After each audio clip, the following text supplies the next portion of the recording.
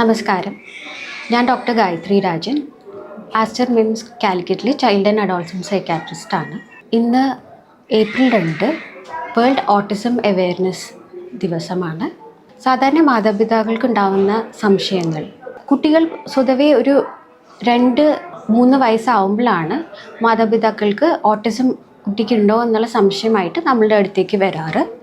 സ്വതവേ ഉണ്ടാകുന്ന ലക്ഷണങ്ങൾ എന്തൊക്കെയാണെന്ന് ചോദിച്ചാൽ, കുട്ടി പേര് വിളിക്കുന്ന സമയത്ത് തിരിഞ്ഞു നോക്കുന്നില്ല, കുട്ടിയുടെ ഐ കോണ്ടാക്റ്റ് കുറവാണ്, അതേപോലെ കുട്ടിക്ക് എന്തെങ്കിലും റിപ്പറ്റേറ്റീവ് ബിഹേവിയേഴ്സ്, സാധാരണ ഉണ്ടാവാറുള്ളത് ഹാൻഡ് ഫ്ലാപ്പിംഗ് മുതലായ റിപ്പറ്റേറ്റീവ് ബിഹേവിയേഴ്സ് ഉണ്ട്.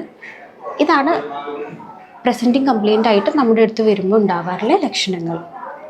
ഇങ്ങനെയുള്ള കുട്ടികളിൽ സ്പീച്ച് ഡെവലപ്മെൻറ്റ്, അതായത് കുട്ടികൾ ഒരു വയസ്സാവുമ്പം അമ്മ, അച്ഛൻ മുതലായ വാക്കുകൾ ഒരു 1.5 വയസ്സാവുന്ന സമയത്ത് അവരുടെ വൊക്കാബുലറി ഇൻക്രീസ് ആവുന്നു.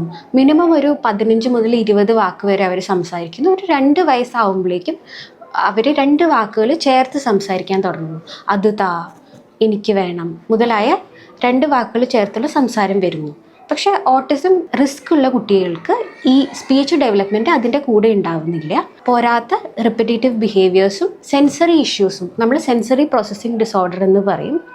അതായത് സെൻസറി കേൾവിയാവാം, അതേപോലെ ലൗഡ് സൗണ്ട്സ്, അതേപോലെ തന്നെ തൊടുമ്പോൾ അവർക്ക് പെയിൻ കൂടുതലായിട്ട് അല്ലെങ്കിൽ കുറവ് പെർസീവ് ചെയ്യുന്നു, അങ്ങനെ സെൻസറി പ്രോസസ്സിങ് ഇഷ്യൂസ്.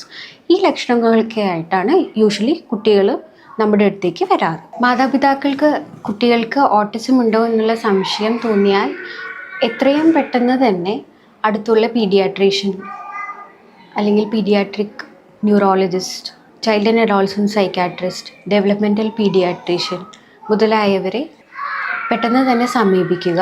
അവരുടെ ഡീറ്റെയിൽ ഇവാലുവേഷൻ, ആവശ്യമെങ്കിൽ അവരുടെ ഫർദർ ഇൻവെസ്റ്റിഗേഷൻസ്, ജനറ്റിക് ടെസ്റ്റിംഗ് മുതലായവ ആവശ്യം അനുസരിച്ച് ഓരോ കുട്ടികളുടെയും ബുദ്ധിമുട്ടുകൾ അനുസരിച്ചിട്ടാണ് നമ്മൾ ചെയ്യാറ്.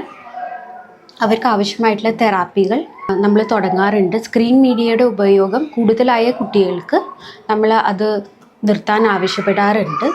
2 തരത്തിലുള്ള ട്രീറ്റ്മെൻറ്റാണുള്ളത്. കോർ സിംറ്റംസ് ഓട്ടിസത്തിൻ്റെ, അതിന് തെറാപ്പികളാണുള്ളത്. ഉദാഹരണത്തിന് ഓക്യുപേഷണൽ തെറാപ്പി, അറ്റൻഷൻ എൻഹാൻസ് ചെയ്യാനും അതേപോലെ ആക്ടിവിറ്റീസ് ഓഫ് ഡെയിലി ലിവിങ് അത് ഇമ്പ്രൂവ് ചെയ്യാനും ഓക്യുപേഷണൽ തെറാപ്പിയാണ് സജസ്റ്റ് ചെയ്യാറ്.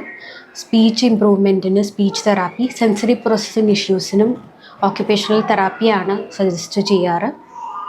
അതേപോലെ തന്നെ ഈ ഡെവലപ്മെൻറ്റിൽ പുറകെ നിൽക്കുന്ന കുട്ടികൾക്ക് ഡെവലപ്മെൻറ്റൽ തെറാപ്പി, ഉദാഹരണത്തിന് ADHDയോ അതേപോലെ വേറെ ബുദ്ധിമുട്ടുകളോ സ്വഭാവ പ്രശ്നങ്ങളോ എഗ്രഷൻ കൂടുതലായ കുട്ടികൾക്ക് ബിഹേവിയറൽ തെറാപ്പി കൊണ്ട് വ്യത്യാസം വന്നില്ലെങ്കിൽ മാത്രമാണ് ചില പ്രത്യേക സാഹചര്യങ്ങളിൽ നമ്മൾ മരുന്ന് ഉപയോഗിക്കാറ്.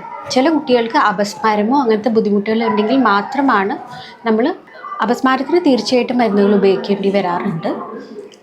അതിന് നമ്മൾ ഇവാലുവേഷൻ ചെയ്യാറുണ്ട്. ജനറ്റിക് ആയിട്ടുള്ള ബുദ്ധിമുട്ടുകളുള്ള കുട്ടികൾക്ക് നമ്മൾ ജനറ്റിക് ഇവാലുവേഷൻ സജസ്റ്റ് ചെയ്യാറുണ്ട്.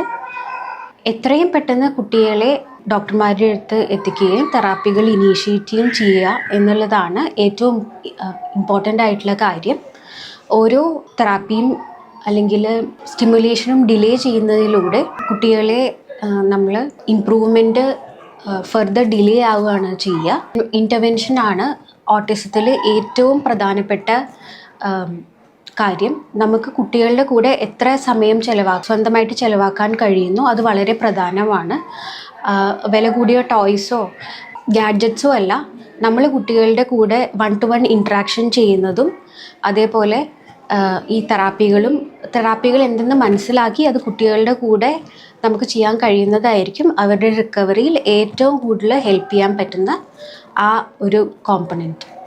നന്ദി.